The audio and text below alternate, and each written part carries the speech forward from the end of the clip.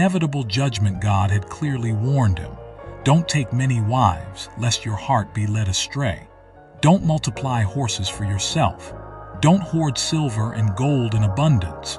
But Solomon, blinded by his power and enchanted by his harem, ignored his God's voice. He did exactly what God had forbidden him to do. He married hundreds of foreign women. He multiplied horses until he had stables that stretched for miles. He accumulated gold until silver lost its value in Jerusalem. And then came the judgment, not with thunder and lightning, not with fire from heaven, but with the infinite sadness of a father who sees his son destroying himself.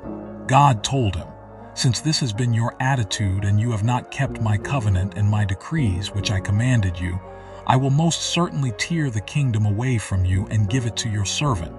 Nevertheless, for the sake of David your father, I will not do it during your lifetime.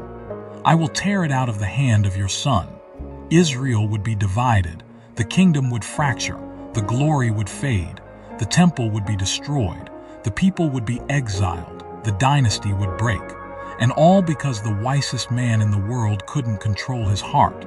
The nature of the fall, Solomon's fall, wasn't violent or riotous. It was silent. It was progressive. It was tragically reasonable, because that's the danger of sophisticated sin. The kind that disguises itself as wisdom, as strategy, as modernity. The kind that uses logic to justify the illogical. The kind that employs reason to rationalize the irrational. The kind that uses intelligence to intellectualize the destructive. It wasn't ignorance that destroyed Solomon. It was knowledge without character. It wasn't stupidity that brought him down. It was wisdom without integrity. It wasn't simplicity that ruined him. It was sophistication without holiness. The most dangerous lesson, and that's the most dangerous lesson. You can have all the wisdom in the world and still lose yourself. Not through ignorance, but through a divided heart. Not through lack of knowledge, but through lack of character. Not through absence of intelligence, but through absence of integrity. Solomon knew the right answers. He knew divine principles. He understood the consequences of sin. He had written about the importance of faithfulness.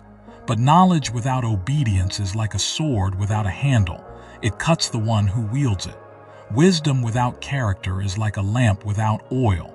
It gives no light when most needed. Intelligence without integrity is like a river without banks. It destroys everything in its path.